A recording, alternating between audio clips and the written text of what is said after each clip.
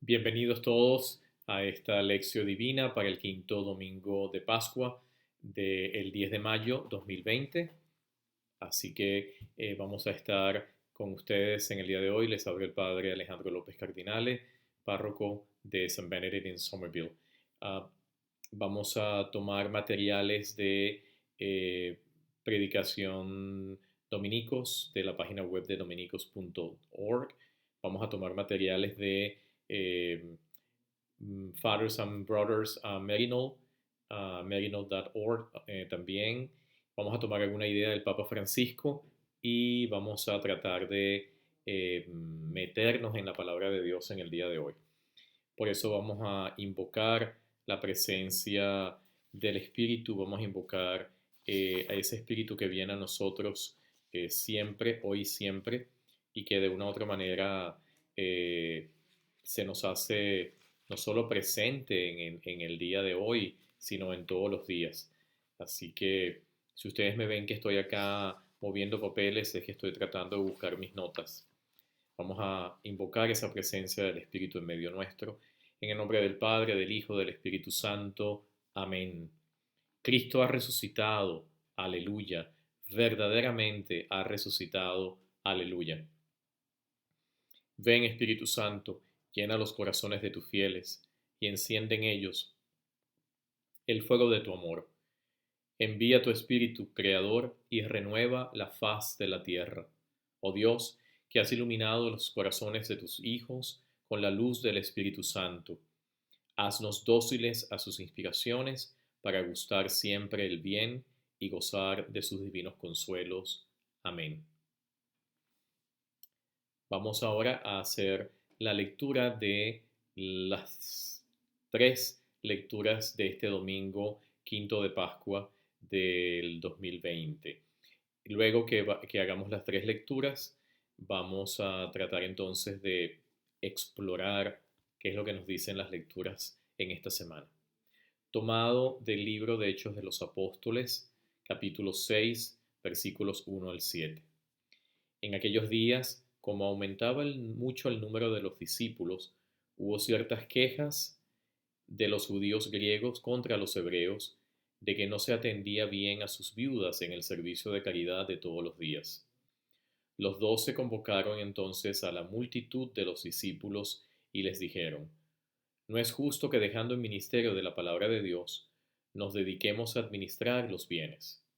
Escojan entre ustedes a 7 hombres de buena reputación, llenos del Espíritu Santo y de sabiduría, a los cuales encargaremos de este servicio.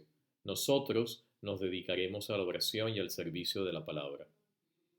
Todos estuvieron de acuerdo y eligieron a Esteban, hombre lleno de fe y del Espíritu Santo, a Felipe, Prócoro, Nicanor, Timón, Pármenas y Nicolás, prosélito de Antioquía.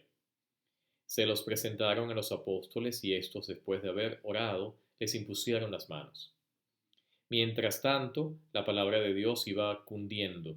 En Jerusalén se multiplicaba grandemente el número de los discípulos. Incluso un grupo numeroso de sacerdotes había aceptado la fe. Palabra de Dios. El Salmo: El Señor cuida de aquellos que lo temen. Que los justos aclamen al Señor. Es propio de los justos alabarlo. Demos gracias a Dios al son del arpa. Que la lira acompañe nuestros cantos. Sincera es la palabra del Señor, y todas sus acciones son leales. Él ama la justicia y el derecho, la tierra está llena de sus bondades. Cuida el Señor de aquellos que lo temen, y en su bondad confían. Los salva de la muerte, y en épocas de hambre les da vida. La segunda lectura está tomada de la primera carta del apóstol San Pedro, capítulo 2, versículos 4 al 9. Hermanos, acérquense al Señor Jesús, la piedra viva, rechazada por los hombres, pero escogida y preciosa a los ojos de Dios, porque ustedes también son piedras vivas, que van entrando en la edificación del templo espiritual, para formar un sacerdocio santo, destinado a obrar sacrificios espirituales agradables a Dios por medio de Jesucristo. Tengan presente que está escrito: He aquí que pongo en Sión una piedra angular, escogida y preciosa. El que crea en ella no quedará defraudado. Dichosos pues ustedes los que han creído. En cambio, para aquellos que se negaron a creer, vale lo que dice la Escritura. La piedra que rechazaron los constructores ha llegado a ser la piedra angular, y también tropiezo y roca de escándalo. Tropiezan en ella los que no creen en la palabra, y en esto se cumple un designio de Dios. Ustedes, por el contrario, son estirpe elegida, sacerdocio real, nación consagrada, pueblo de su propiedad, para que proclamen las obras maravillosas de aquel que los llamó de las tinieblas a su luz admirable. Palabra de Dios. El Evangelio está tomado del capítulo 14 de Juan, versículos 1 al 12. En aquel tiempo Jesús dijo a sus discípulos: no pierdan la paz. Si creen en Dios, también crean en mí. En la casa de mi Padre hay muchas habitaciones. Si no fuera así, yo se lo habría dicho a ustedes, porque ahora voy a prepararles un lugar. Cuando me haya ido y les haya preparado un lugar, volveré y los llevaré conmigo, para que donde yo esté, estén también ustedes. Y ya saben el camino para llegar al lugar a donde voy. Entonces Tomás le dijo: Señor, no sabemos a dónde vas, ¿cómo podemos saber el camino? Jesús le respondió: yo soy el camino, la verdad y la vida. Nadie va al Padre si no es por mí. Si ustedes me conocen a mí, conocen también al Padre, a mi Padre. Ya desde ahora lo conocen y lo han visto. Le dijo Felipe: Señor, muéstranos al Padre y eso nos basta. Jesús le replicó: Felipe, tanto tiempo hace que estoy con ustedes y todavía no me conoces. Quien me ve a mí, ve al Padre. Entonces, ¿por qué dices, muéstranos al Padre? ¿O no crees que yo estoy en el Padre y el Padre está en mí? Las palabras que yo les digo, no las digo por mi propia cuenta. Es el Padre que permanece en mí, quien hace las obras. Créanme, yo estoy en el Padre y el Padre está en mí. Si no me dan fe a mí, créanlo por las obras.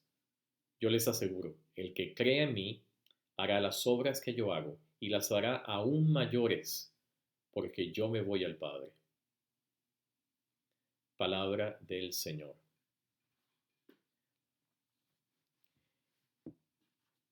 Con estas lecturas vamos entonces a dar inicio a esta lección de este domingo, que podríamos estar aquí horas. Sin embargo, sé que el tiempo de ustedes es valioso y por eso quisiera ir al grano en lo posible. Voy a empezar con el Evangelio y luego entonces voy a ir con la segunda lectura para terminar con la primera lectura. Hoy voy a hacer un proceso distinto al domingo pasado que comenté lectura por lectura. Así que en este día vamos a tratar entonces de ver cómo el Señor nos sorprende con esta palabra. Ante todo, el Evangelio. El Evangelio de hoy trata justo, es el capítulo 14 de Juan. Recuerden, capítulo 13 en adelante es el libro de la gloria según el Evangelio de Juan. Los capítulos 1 al 12, el Evangelio de los signos, el libro de los signos. Por tanto, ahora es el libro de la gloria. El capítulo 13 de Juan, todo el mundo lo conoce, es empieza con la última cena, lavatorio de los pies, y allí entonces empieza el diálogo de Jesús con Judas. Judas sale del lugar, del cenáculo, y se quedan ellos, los 11, con Jesús. Imagínense el ambiente, imagínense la tensión, imagínense la tristeza. Jesús se está despidiendo. Imagínense los apóstoles. Después de 3 años, ¿qué pasó? ¿Dónde algo me perdí que no estoy entendiendo? Entonces, esto es importante porque el ambiente psicológico juega muchísimo para poder entender esta lectura. Acuérdense también que el Evangelio lo está escribiendo uno que estuvo allí, lo está escribiendo ya mayor, ya al final de su vida. pensando que él tenía que dejar algo claro con respecto a ese personaje que en una tarde que él se acuerda perfectamente, capítulo 1, los versículos 30, 30 y tanto, cuando él formaba parte de los discípulos de Juan el Bautista, cuando Juan el Bautista le dice, ahí está el Cordero de Dios, y que entonces este Juan, el apóstol que escribe, este Juan viejo ya, pero en aquel momento joven, iba con Andrés y se encuentran con Jesús y Jesús les dice, vengan y vean, y ellos van, y Juan, tan impactante fue ese encuentro que Juan dice, ya eran las 4 de la tarde. Ya en el final de su vida, Juan quiere de una u otra manera dejar claro que esa experiencia de las 4 de la tarde para él fue definitiva porque allí encontró al Hijo de Dios. Allí encontró lo que él buscaba, la promesa, el amor primero, que para Juan fue siempre el amor.